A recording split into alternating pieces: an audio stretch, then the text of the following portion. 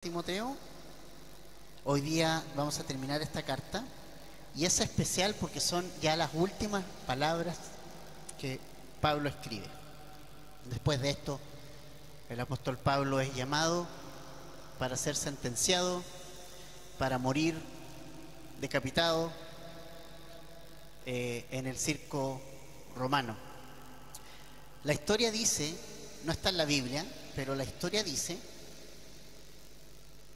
de que cuando decapitaron al apóstol Pablo, uno de los centuriones que estaba, porque está obviamente rodeado de soldados, uno de los soldados que estaba ahí, al ver la fidelidad de este hombre, y no tenemos las últimas palabras de Pablo en esa oportunidad, pero conociendo a Pablo, yo creo que él predicó el evangelio hasta el último segundo de su vida aquí en la tierra. No sé cómo sería, pero la historia cuenta que uno de los centuriones que estaba alrededor de él dijo: hagan lo mismo conmigo, yo quiero tener el mismo Señor que tiene este hombre.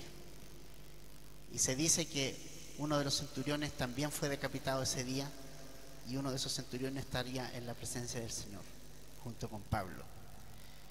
Entonces, familia, lo que hoy día vamos a ver, cerrando este capítulo, es algo bien especial, porque vamos a ver muchas personas, y yo creo que eso es una cosa importante de entender, que la iglesia son personas. Eso es la iglesia. La iglesia no es un edificio.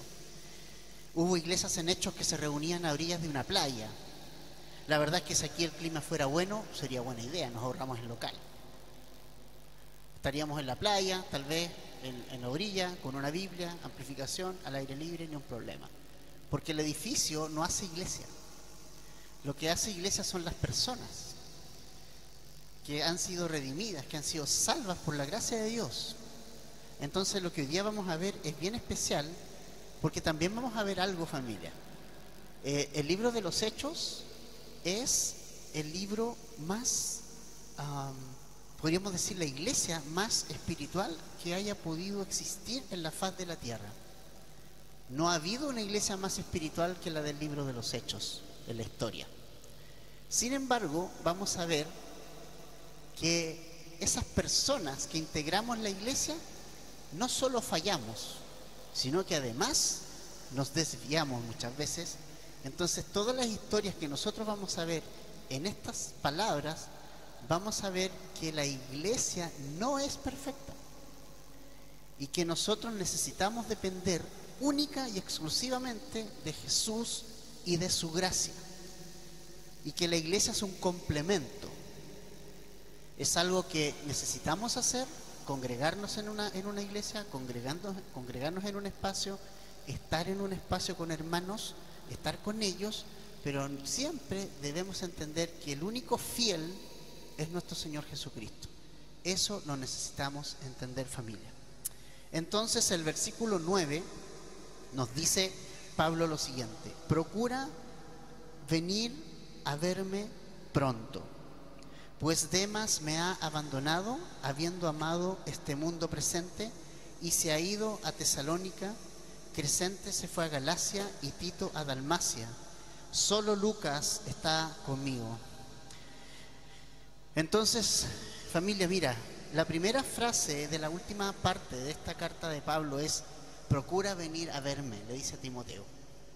Y eso nos muestra algo del apóstol Pablo, que aunque es un hombre extraordinario, puede ser un hombre lleno de fe, un hombre fuerte en la fe, un hombre que instruye, un hombre que anima, un hombre que exhorta, un hombre lleno del poder de Dios, un hombre que predicó el evangelio en toda Asia, llegó a Europa, llegó a predicar a Roma, a España.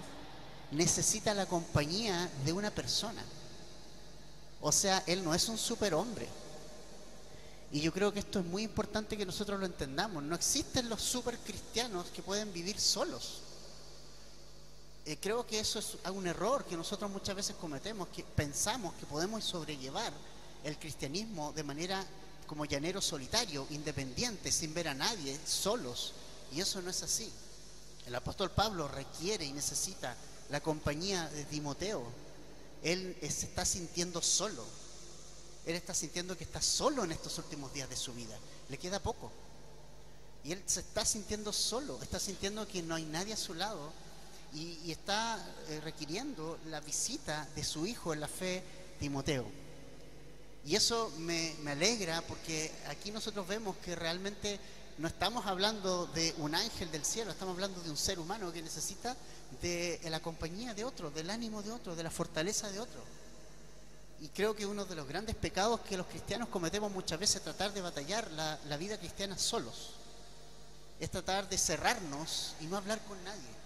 Es cerrarnos y no compartir con nadie cosas que realmente necesitamos compartir para poder animarnos, para exhortarnos, para orar unos por otros. Y esa cosa orgullosa que tenemos de decir, esto me lo banco solo. Y eso no es lo que vemos en la Biblia.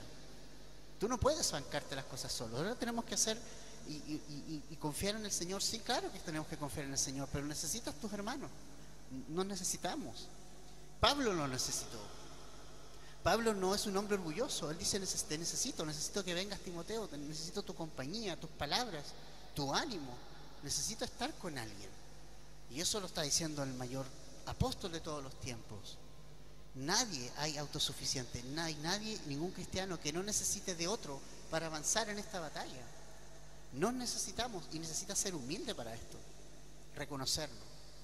Y me gusta Pablo, en sus cartas es sumamente abierto, dice, procura venir pronto a verme. ¿Por qué? ¿Cuál es la razón? Porque Pablo se ha quedado solo. Pablo está solo. ¿Qué pasó con los que lo acompañaban? Vamos viendo. Verso 10. Pues Demas me ha abandonado, habiendo amado este mundo presente, y se ha ido a Tesalónica. O sea, familia, en la iglesia va a haber gente que va a abandonar el barco. En la iglesia va a haber gente que se va a ir de nuevo, de regreso a un mundo sin Cristo. Y fíjate que menciona el nombre, Demas. Y quiero que veamos esta secuencia de cómo fue la catástrofe en la vida de Demas. Cómo es que Demas terminó amando más al mundo que a Cristo. Cuando decimos el mundo, estamos hablando de su sistema, ¿ok? De su sistema, de las formas que este mundo hace las cosas. Y él se fue, seguramente a Tesalónica, a vivir la vida loca, ¿no? Pero ¿qué pasó? Y esto es un punto muy importante. Si tú te das cuenta y piensas bien, ninguna persona llega a amar el mundo de un día para otro. Nadie se aleja de Jesús así como de un día para otro. Siempre viene de pequeñas señales, de pequeños procesos que son largos y continuos y que poco a poco te van mostrando que no hay fruto en tu vida y que vas perdiendo tu comunión con el Señor. Uno de los casos más emblemáticos es Sansón. ¿Todos conocen la historia de Sansón? ¿La conocen? ¿Sí? La historia de Sansón es muy interesante porque él desde su nacimiento fue escogido como un hombre especial para Dios, un nazareno. ¿Qué era eso? Era un hombre que era consagrado a Dios desde el vientre de la mamá. Era consagrado a Dios. Él no debía cortarse el cabello, era metalero, tenía que tener el pelo largo. Él no debía beber vino en su vida, nada de alcohol. Él debía guardarse de tocar cuerpos muertos, por ejemplo. Y obviamente él no debía tener una esposa fuera de las del campamento de Israel. Bueno, pero tú te das cuenta que él jugó constantemente con las cosas que no debía hacer. ¿Sabes por qué razón? Porque nunca vemos una descripción de Sansón que amaba a Dios. Solo vemos que cumple reglas. Bueno, soy un nazareno, tengo que cumplir. Pero no vemos descripciones como las de Abraham, que fue amigo de Dios. Como Lot, ¿Qué hizo Lot con Dios? Caminó con Dios. O como Moisés, que se rendía al Señor. Perdóname, Señor, he fallado. O como David, mis huesos se quebrantan, Señor, por lo que te hice, perdóname. Límpiame, restáurame, límpiame, hazme más blanco que la nieve. Pero en Sansón no vemos esa comunión. Y fue pasándose los semáforos en rojo constantemente. ¿Y qué pasa? Que cuando tú te pasas los semáforos en rojo, es probable que la primera vez no choques. Es más, puede que varios semáforos rojos no choques. Pero va a llegar aquel día en que vas a chocar. Y eso es lo que pasa con la vida de Demas. Quiero que revisemos una secuencia, por favor. Filemón, el libro de Filemón, está 2 libros después. El verso 24, porque Filemón tiene solamente un capítulo.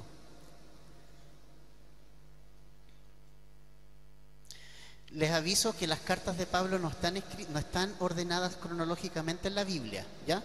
Es decir, Filemón se escribió antes que Segunda de Timoteo, ¿ya? Dice Filemón, verso 24. Te saluda, 23. Te saluda Epafras, mi compañero de prisión en Cristo Jesús. También Marcos, Aristarco, Demas y Lucas, mis colaboradores. Fíjate que aquí está Demas, mencionado como un colaborador de Pablo. Es decir, lo vemos que era un hombre que estaba metido en el ministerio, ¿ves? Era un hombre que estaba ayudando a Pablo, era un hombre que estaba siendo su colaborador, alguien con quien Pablo trabajó de cerca. O sea, Demas y Pablo trabajaron juntos. Demas fue colaborador de Pablo. ¿Ok? Ahora, vamos a Colosenses 4:14. Más atrás, te vuelvo a decir que las cartas no están ordenadas cronológicamente por fecha de escritura. ¿Ya? Vamos entonces al pasaje de Colosenses 4:14. ¿No está ahí? Ah, sí, está. Lucas, el médico amado, les envía saludos, y también Demas. Aquí ya no hay más cualidades de Demas más que decir te manda saludos, Demas. Ya no hay colaboración. ¿Te fijas? Ya no lo considera un colaborador. Simplemente Demas te manda saludos.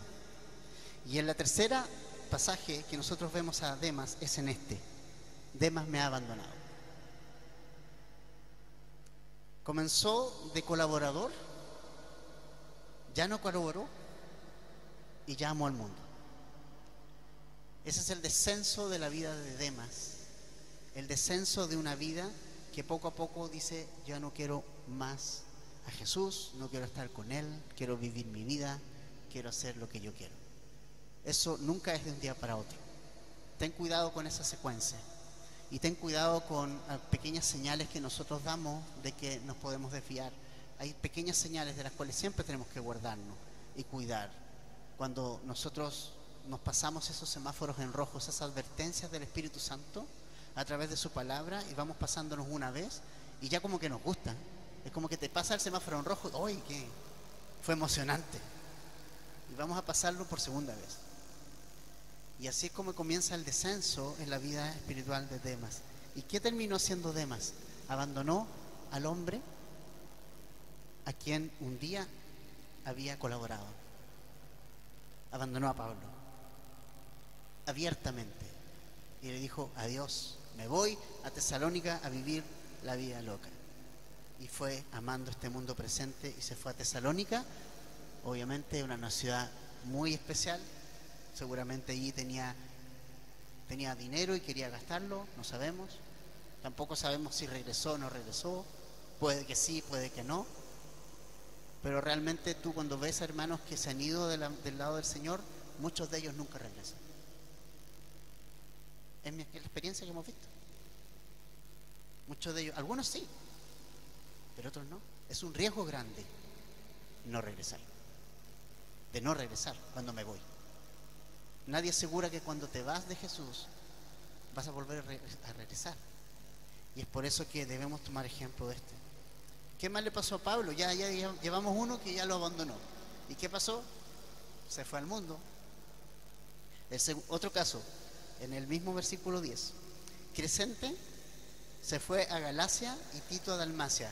Ellos se fueron, pero por motivos ministeriales, ¿ya? Ellos no es que dejaron a Pablo así como botado. Ellos se fueron por motivos ministeriales. Ellos siguieron sus llamados. Y esto es muy importante también entenderlo. Tienes que seguir la obra de Dios. Tienes que seguir adelante. Y estos hombres lo hicieron. Y el versículo 11 es como un asunto que tú dices, wow, es heavy esto, ¿no? Solo Lucas está conmigo. Imagínate, un hombre como Pablo, que estuvo rodeado de tanta gente durante todo su ministerio, hay solo una persona y es Lucas, el médico amado. Pablo lo llama el médico amado. Él era médico, Lucas era médico y se dedicó a cuidar a Pablo todo el tiempo, este último tiempo en la cárcel. Realmente Lucas tuvo un corazón hacia Pablo realmente increíble, un amor hacia él, de poder estar con él en esa prisión oscura y estar dándole los cuidados y las atenciones médicas que Pablo necesitaba de manera gratuita, estando con él. Lucas lo animó todo el tiempo. Para quienes no conocen, Lucas escribió un evangelio. Él hizo una investigación y esa investigación de Jesús lo plasmó en el evangelio y escribió el libro de los Hechos. Así que un hombre muy importante, un hombre de ciencia, un médico. No estamos hablando de un brujo, un médico, un hombre de ciencia, un científico que siguió a Jesucristo en su vida. Y esto rompe un poco el mito de que los cristianos o los hijos de Dios solamente son un cierto segmento social. No, no es así, es para todos y cualquiera. Lucas era un médico y él fue un hombre fiel al apóstol Pablo. Pero también vemos cómo el apóstol Pablo desea que las cosas se arreglen. Y en la segunda parte del verso 11 dice: toma a Marcos y tráelo contigo porque me es útil para el ministerio. ¿Y qué pasó con el caso de Marcos? En la primera gira misionera, en Hechos capítulo 13, llevaron a Marcos en esta primera gira misionera, pero a poco de avanzar, Marcos se volvió, los dejó botados, y eso molestó mucho a Pablo, al punto de que cuando quisieron volver a ir en un viaje misionero, Pablo y Bernabé tuvieron una discusión porque Bernabé quería llevar a Marcos y Pablo no lo quería llevar porque los había abandonado. Y fue tal la discusión que hubo entre ellos, el desacuerdo, que Bernabé se fue a una parte y Pablo se fue a otra. Dividieron caminos. Entonces, eso pasó con Marcos. Pero vemos aquí que Pablo no es un hombre rencoroso y da oportunidades. Y ahora pide que Marcos venga porque es útil para el ministerio. ¿Ves? Y eso también es una enseñanza para nosotros los que estamos en el ministerio, que nosotros vamos a tomar acciones inmaduras muchas veces. Vamos a decir cosas y actuar y vamos a tomar decisiones de manera inmadura. A veces vamos a ser como Marcos, vamos a las misiones, vamos. Y partieron las misiones, al primer problema me voy. No es para mí. Y tal vez pensamos mal, como Marcos. Pero Marcos terminó escribiendo el primer evangelio que se conoció en el mundo, el Nuevo Testamento. Y luego Pablo dice acá que Marcos venga porque es útil. Es decir, es bueno madurar. Hay errores infantiles que cometemos cuando empezamos y yo miro para atrás y digo qué errores infantiles he cometido, pero ya también necesitamos ir madurando y ya cuando estamos maduros ya estamos listos. Y dice, ya vamos, tráeme a Marco, lo necesito para el ministerio, me es útil.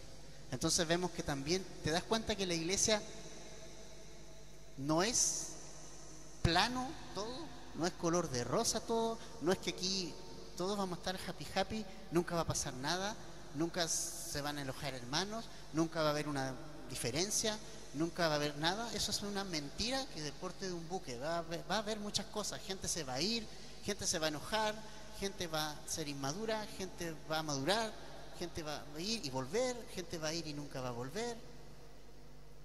Eso va a pasar. Eso va a pasar. Pero Jesús nunca se va. Jesús es el estable. Por eso es que cuando la iglesia está establecida en Cristo es firme. Porque no va a depender de qué pasa y qué situaciones vienen. Nos vamos a aferrar a Cristo y nos vamos a aferrar a su palabra, y eso nos va a dar la solidez y la firmeza como iglesia que nosotros necesitamos, ¿ya?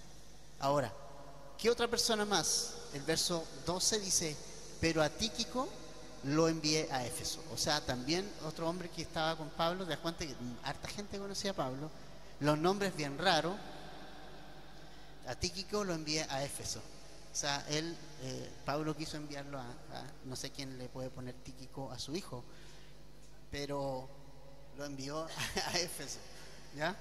Así que si estás pensando en nombres bíblicos, no, yo creo que este no es un buen nombre, ¿sí? Pero lo envió a Éfeso. Verso 13, familia. Cuando vengas, mira la confianza de Pablo en que iba a venir Timoteo, ¿ves? Pablo sabía que Timoteo iba a ir sí o sí. Iba a ir sí o sí. Cuando vengas, trae la capa que dejé en Troas con Carpo y los libros, especialmente los pergaminos. ¡Qué maravilla! Primero, la memoria de Pablo es como la de todos nosotros. Se nos quedan cosas en las casas de hermanos. Se le quedó su capa. Su capa era como una capucha, ¿no? Como a mi hermano se le quedó su vasito de café. Bueno, aquí ya era más grave porque la capa le protegía del frío, entonces ya estaba como con frío, necesitaba esa capa. Pero hay algo que manda a pedir: tráeme los libros, pero especialmente uno, los pergaminos. ¿Sabes qué eran los pergaminos? Eran trozos de la Biblia, eran trozos de la Escritura, y los manda a pedir.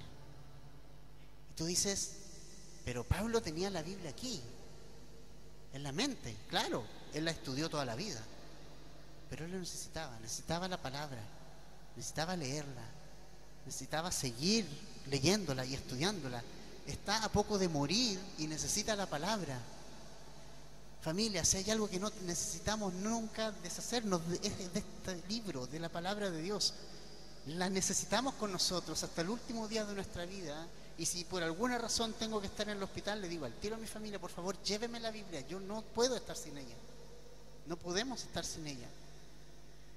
Es un libro que está en el corazón de Pablo y lo necesita. Y necesita la palabra de Dios para sus últimos días de vida. ¿Esto va a cesar? Claro que sí. Pero la palabra de Dios dice que permanece para siempre. La necesita consigo. Necesita seguir siendo instruido por el Señor. Imagínate cuánto más lo necesitamos nosotros, este libro.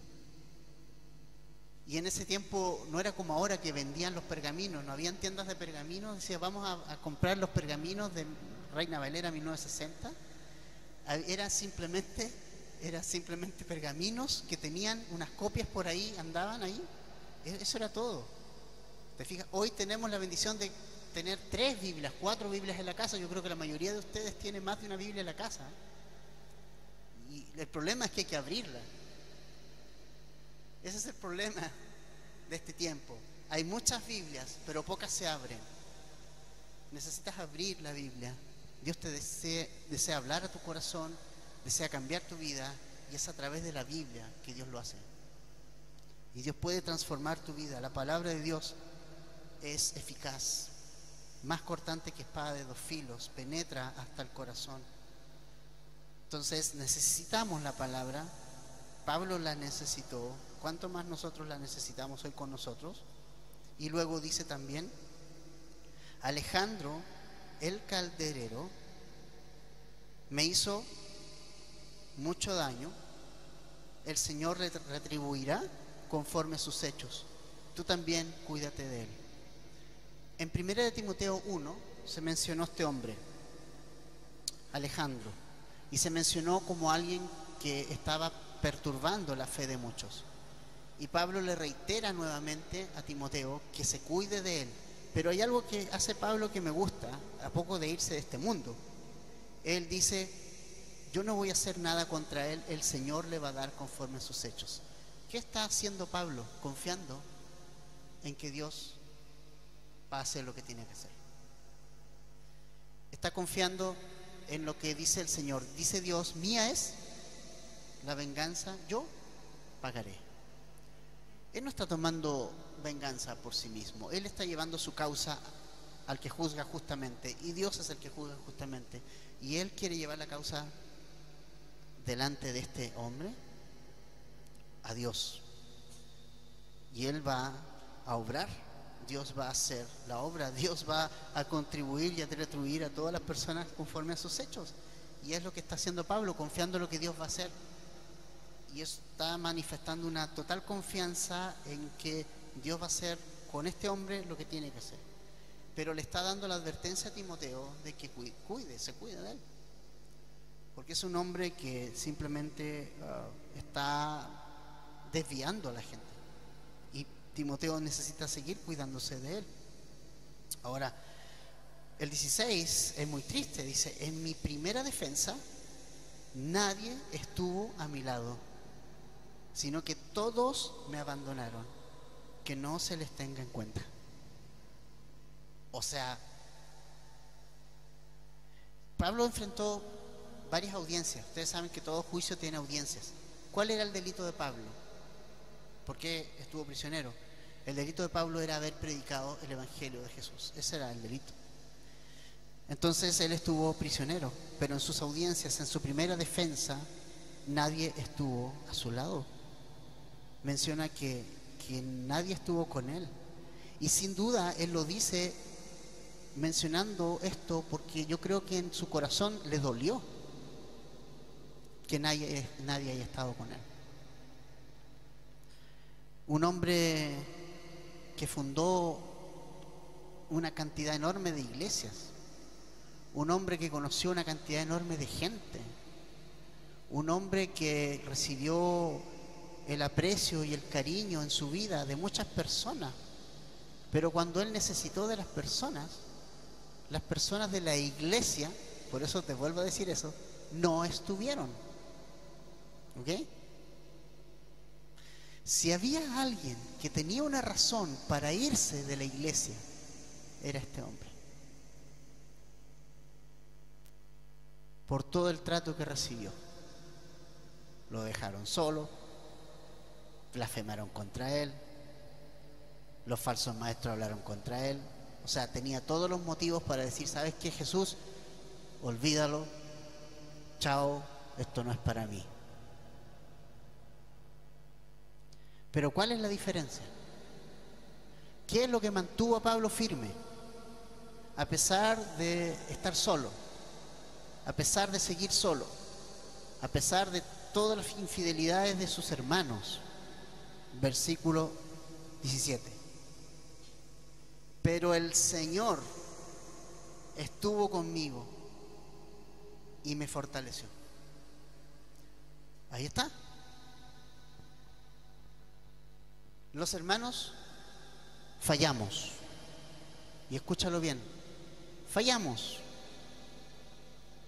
Te van a fallar. Yo te voy a fallar. Y tú me vas a fallar a mí. O sea, no seamos ingenuos. Nos vamos a fallar.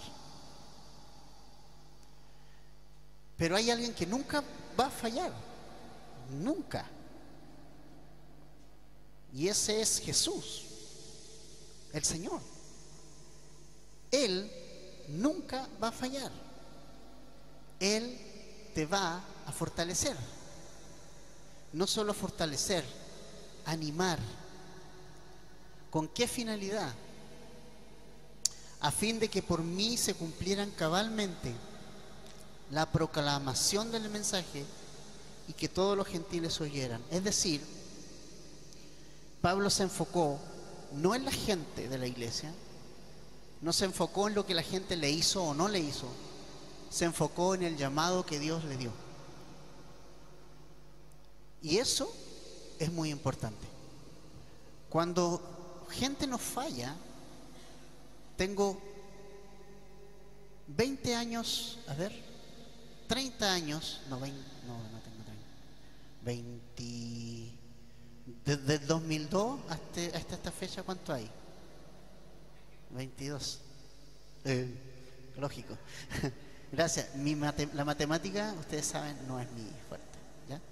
22 años tengo en el ministerio y ha pasado de todo. De todo. Si contara detalles, de todo. Recuerdo que cuando llegué al ministerio, cuando ya el Señor me llamó y quedé, me ungieron pastor y todo, una de las personas que estaba en ese tiempo, bueno, para empezar, cuando se fue el pastor que había antes y yo quedé, se fueron todos. Quedaron como 5 o 6 personas. Y dentro de los que quedaron, la bienvenida al ministerio fue, así que tú quedaste, o sea, el Señor me llamó, no es que haya quedado, el Señor me llamó. Ah, bueno, quedaste porque no había nadie más. Esa fue la bienvenida al ministerio. Así como, ¿ok? Y entonces vamos a pasar cosas súper fuertes y vamos a recibir cosas de personas que nunca pensamos recibir, pero si hay algo que me mantuvo firme, y lo único que nos mantiene firme en esto es saber que Dios te llamó. Eso es lo único que te va a mantener firme. Es saber que Dios te salvó y Dios te llamó. No va a haber ningún otro motivo. Y tienes que aferrarte a eso. En que Dios te llamó primero como tu hijo, te salvó, te rescató, te limpió, y lo segundo, te llamó al ministerio. En eso Pablo se agarró. Dios me llamó para salvarme y Dios me llamó para predicar a los gentiles, y eso es lo que voy a hacer. Me dejaron solo, pero yo me voy a enfocar en lo que Dios me hizo hacer hasta el último minuto de su vida.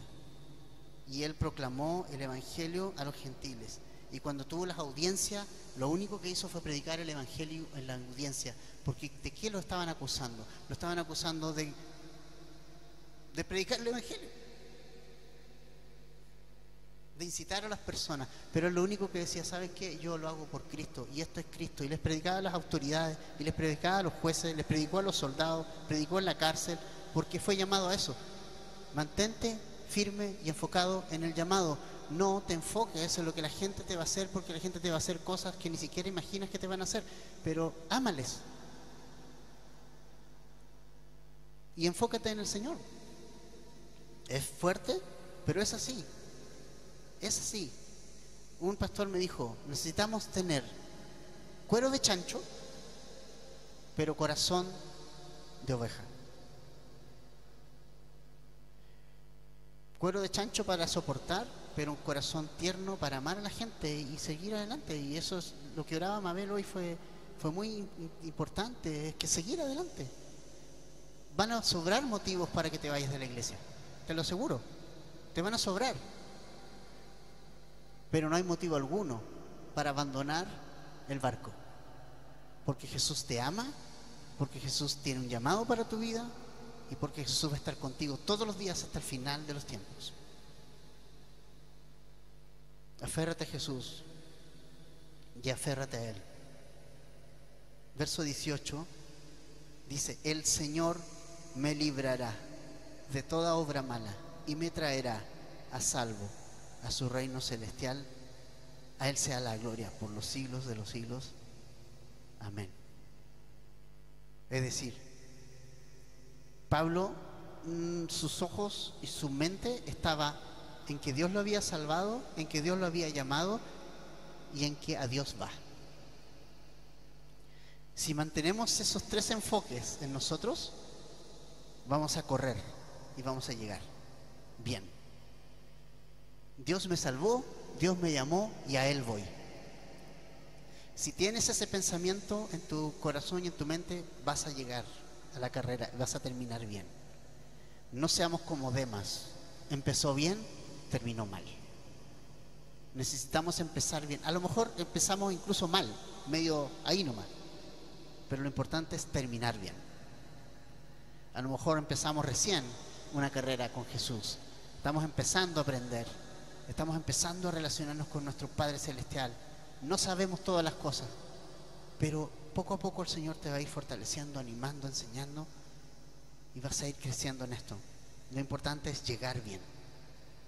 Podemos partir ahí nomás, pero lo importante es llegar bien y poner nuestros ojos en ese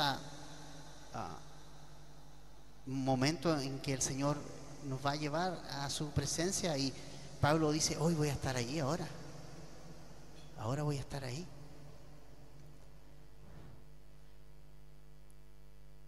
Voy a ver al Señor. Eso es muy importante, mantener nuestros ojos puestos allí.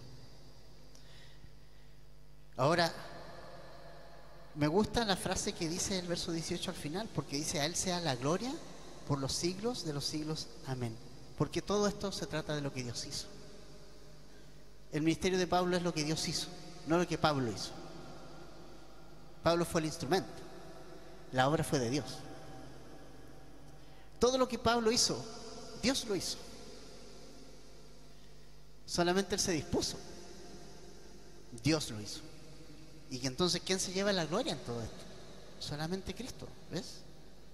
Hay algunos saludos al final que son bien interesantes también. Dice, saludos a Prisca o Priscila, que es lo mismo, y Aquila, y a la casa de Onesíforo. Bueno, seguimos con los nombres bonitos. Priscila y Aquila fue un matrimonio que se unió a Pablo cuando llegó a Corinto.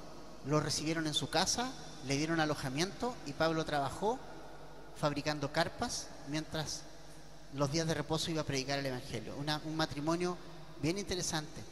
Y también es muy interesante que siempre aparece ella antes que él. Parece que Priscila era una mujer más misionera, con un corazón más animoso que su esposo, tal vez, ¿no? A veces pasa, las mujeres son mucho más espirituales que nosotros, y eso hay que reconocerlo, más sensibles. Priscila y Aquila, siempre.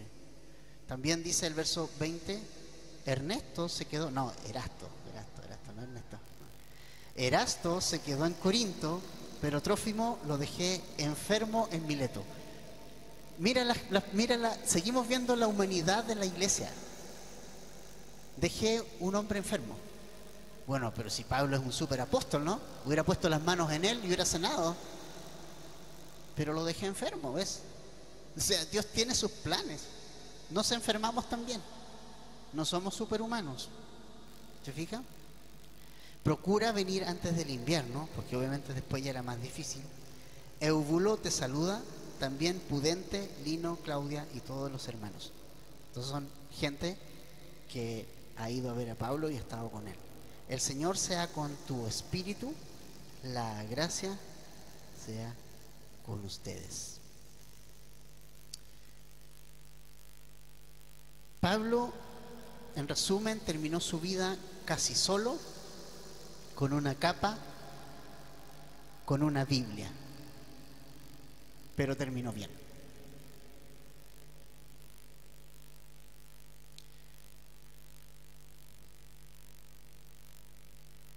Aunque estaba solo, terminó bien.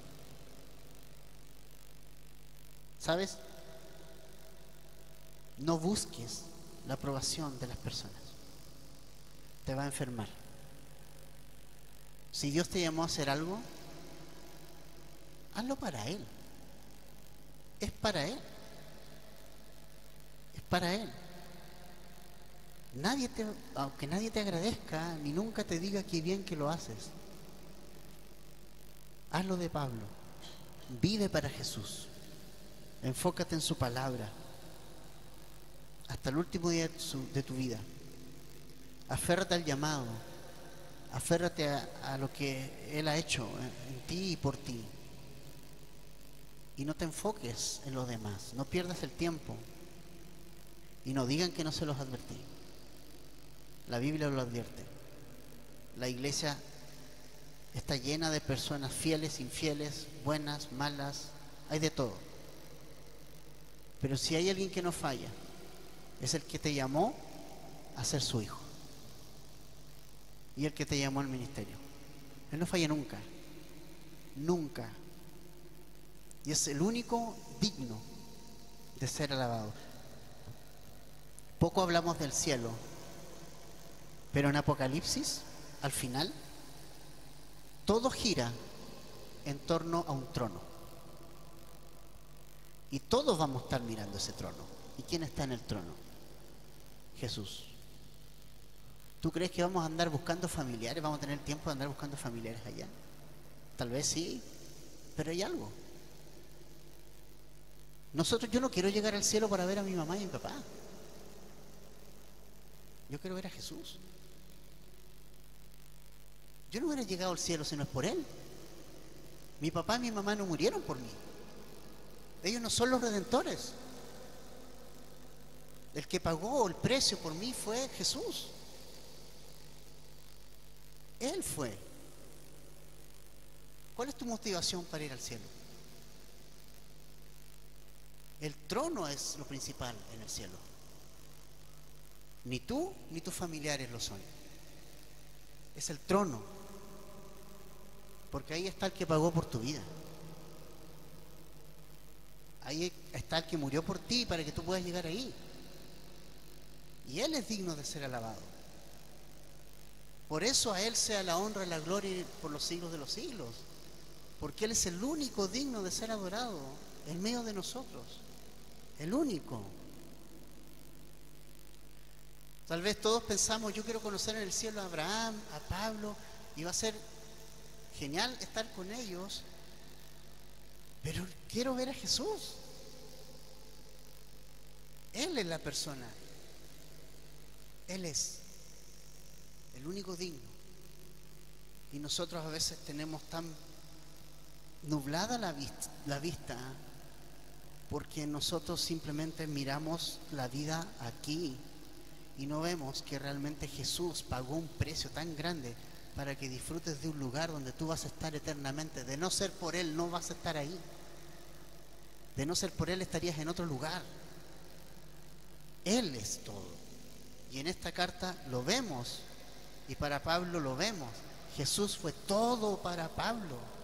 Para mí el vivir es Cristo y el morir ganancia. Y aquí lo vemos, a poco de recibir y de ir a la presencia de Jesús. Ir a ganar, recibir esa ganancia. Nunca olvidemos eso. Y sé que queremos ver a hermanos que han partido antes, a familiares que han partido antes, pero no hay nadie más importante en ese lugar que Jesús.